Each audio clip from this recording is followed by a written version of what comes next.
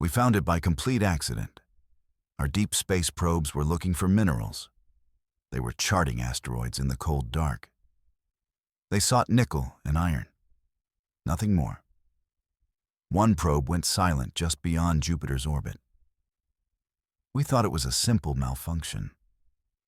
Maybe a solar flare had cooked its circuits. We sent a recovery drone to check. The drone sent back a single, impossible image. It showed a patch of space darker than space itself. It was a hole in the field of stars, a shadow where no object should be.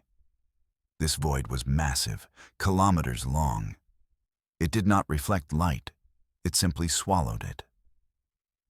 The drone approached cautiously. Its sensors tried to make sense of the void. Our screens lit up with impossible readings. The shadow was a solid object. It was a derelict of some kind, a ship drifting in the endless dark. It was cold, silent, and dead. No energy signatures, no communications, no signs of life.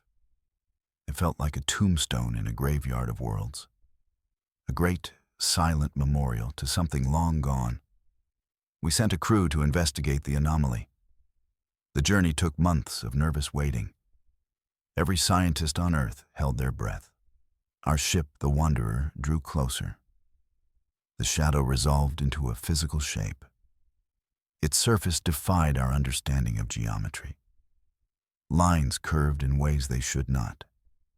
Angles connected without logic. It was like staring at a glitch in reality itself. The hull was not metal, not ceramic, not anything we knew. It was a smooth, black material. It felt like solidified nothingness. Our ship's lights did not reflect off it. They simply vanished into its surface. We anchored our vessel to its flank. The magnetic clamps were our only hold. They were a lifeline to everything we understood. We put on our suits and stepped out. Our boots touched a vessel older than our own species. We were standing on a piece of impossible history. Looking at its non-Euclidean form made our heads ache. Our best minds tried to map it. They ended up with migraines and pages of nonsense. It was a shape with no name. Inside the great wreck, we found only dust and echoes. The airlocks opened with a whisper of ancient air. It was thin, sterile, and cold. There was no gravity inside. We floated through vast, silent chambers. Our flashlights cut through the darkness. They revealed hallways that twisted into themselves. We moved like ghosts through a haunted house. The silence was a heavy, patient thing. It was an active presence in the dark. It pressed in on us from all sides. Our own breathing sounded like a storm. We found rooms that might have been bridges, or engine rooms, or living quarters. We could not be sure. There was no furniture, no controls, no clues. Only dust remained. It coated every surface in a fine gray layer. We analyzed it. It was the disintegrated remains of the ship's creators, beings that had turned to powder over countless eons. We were walking through their ashes. We were trespassing in their final resting place. The thought was a cold weight in our chests. Deep within the wreck, we found it. We had been exploring for weeks. The oppressive silence was wearing us down. We were about to give up. We were ready to leave the tomb to its ghosts. Then one of our sensor teams reported a flicker, a tiny energy reading from the ship's core. It was the first sign that this place was not entirely dead. We followed the signal through a maze of corridors. The passages grew stranger, more complex. They seemed to fold in on themselves. We finally reached a central chamber. It was a perfect sphere of impossible size, and in its very center hung a single point of light. It was a soft, blue-white glimmer. It pulsed with a slow, steady rhythm. The light was held in a crystalline matrix. It was a library holding forgotten star science, a repository of unimaginable knowledge. It was the heart of the ghost ship. It had been waiting in the dark for ages, waiting for someone to come and read its stories. We felt like children discovering a secret world. Their language was unlike anything we had ever known. We brought the crystalline matrix back to Earth. Our best linguists and programmers stared at it in awe. The light within the crystal was the language. It was a script made of pure energy. Their words were not sounds. They were not symbols. They were physical laws. To read a single sentence was to understand a new piece of the universe. The patterns of light were complex equations. They described the fabric of reality itself. A flicker of light could represent the force of gravity. A pulse could describe the speed of light. It was a language of pure creation. It was the universe talking about itself. We spent a generation trying to read one page. Our parents grew old at their consoles.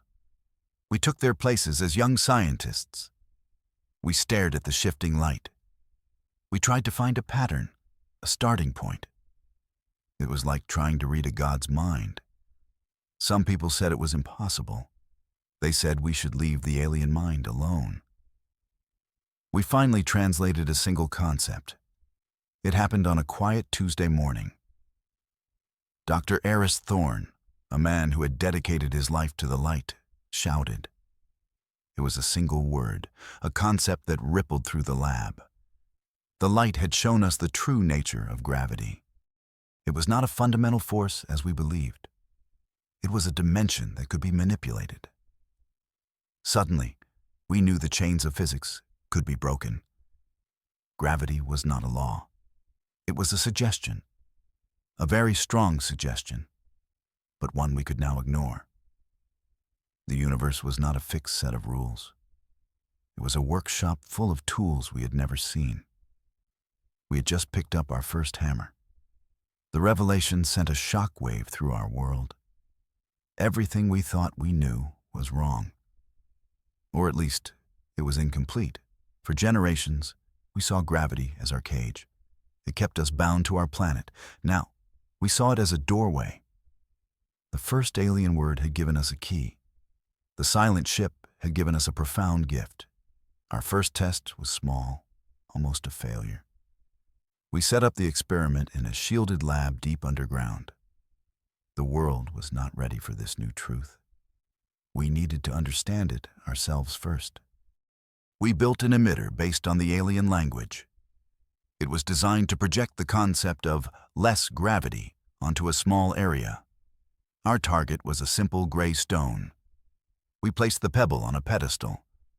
Everyone in the room held their breath. We triple-checked every calculation. The energy cost was immense. The system hummed with power. The lead scientist gave a nervous nod. "Engage," she said, her voice trembling slightly. We activated the emitter. For a moment, nothing happened.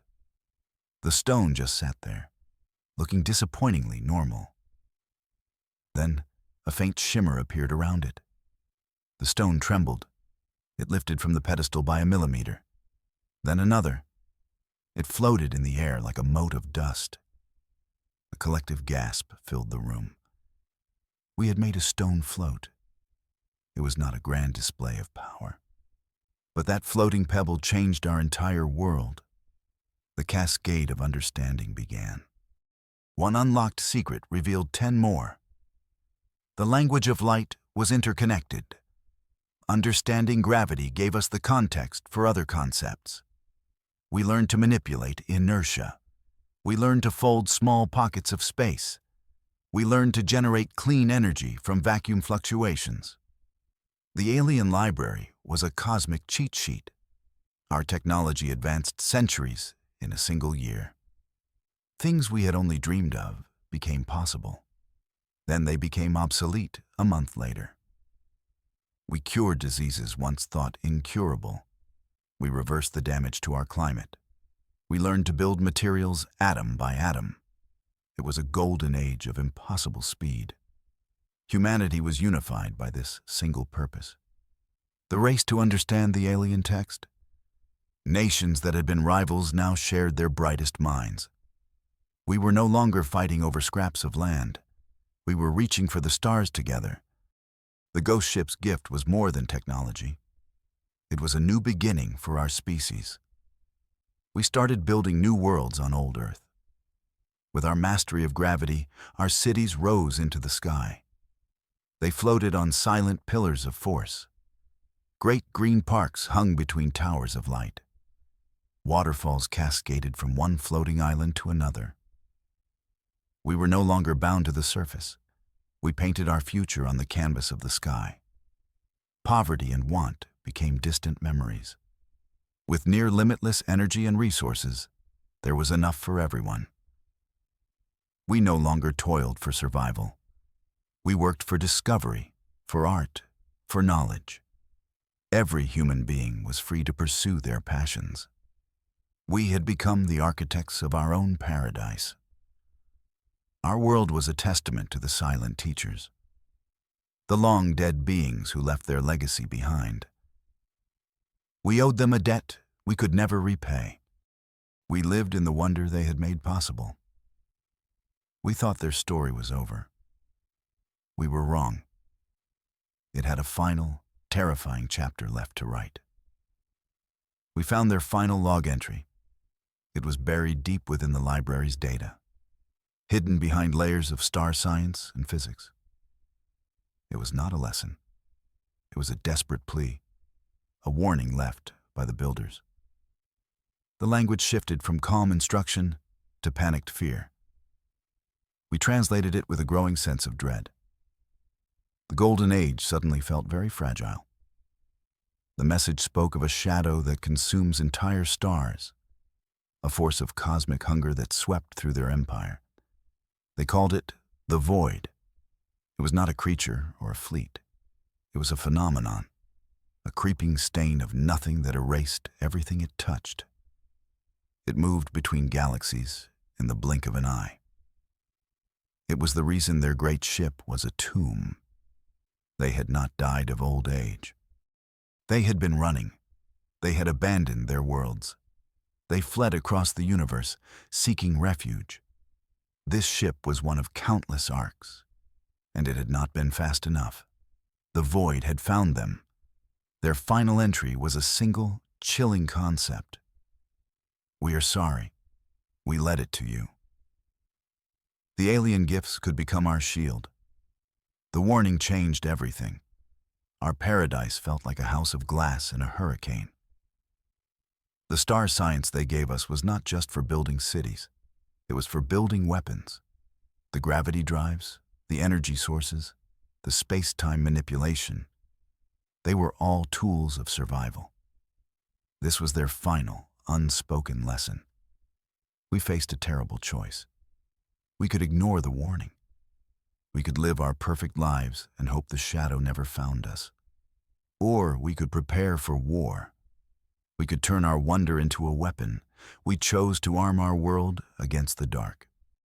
We would not become another silent tomb drifting in space. The floating cities of Earth transformed. Research labs became weapons forges.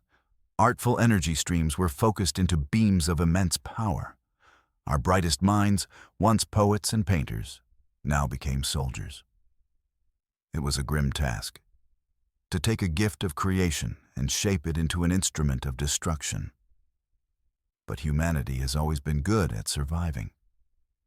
From the Wreckage's lessons, we built a ship. It was not a clumsy vessel like our old rockets. It was a creation born of the alien language. Its hull was forged from the same impossible angles. It drank light and shed reality like water. It was a sleek, dark needle threaded with space-time itself.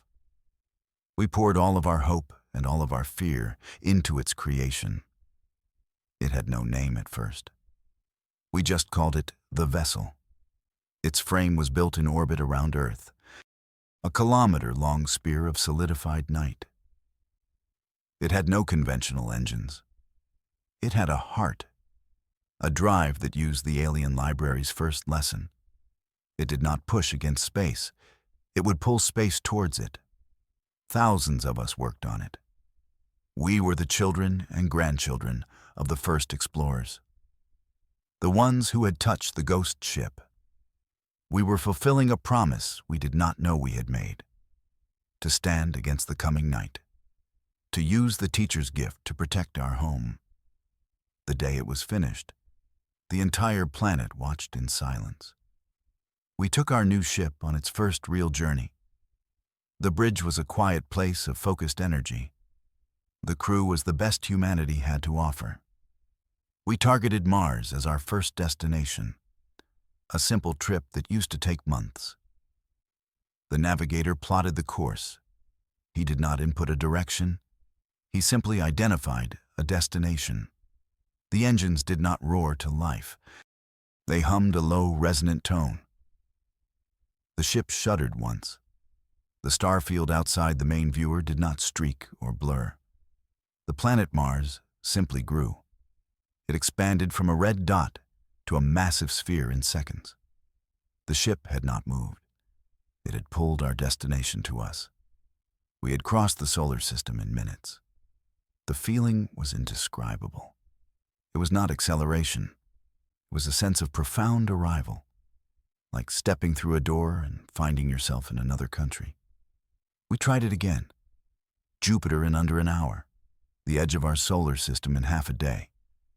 We had untied ourselves from the tyranny of distance. We were no longer bound to our small cradle. We came back to the Great Wreck as graduates. Our new vessel, which we now called the Legacy, approached the silent tomb. It was a pilgrimage. We brought our masterpiece to the feet of its inspiration. The two ships hung in the void together, the student and the silent, solemn teacher, one a perfect living creation, the other a dark, hollowed shell. We drifted beside it for a long time. We finally understood its purpose. It was not just a library. It was a test, a filter. The builders had sent their knowledge into the void. They hoped a species with enough curiosity and intelligence would find it, a species that could learn its lessons and heed its warning. They had given us their tools. They had shown us their enemy. They left the choice to fight in our hands. It was a terrible burden and a magnificent gift. We were the inheritors of a forgotten war. We owed it to them to finish the fight. We transmitted a simple message to the derelict, a single concept in their own language. Thank you. We now look to the star sea with new eyes. We see not just wonder, but a duty. The universe is not a quiet, empty place. It is a house with a wolf at the door. We stand as its new guardians. Our fleets are growing, each ship a sliver of the original wreck's genius. We are probes of light sent into the darkness. We search for the shadow they warned us about. We prepare for the day it finds our corner of the galaxy. We do not know if we can win. The builders of this ship were masters of reality, and they fell.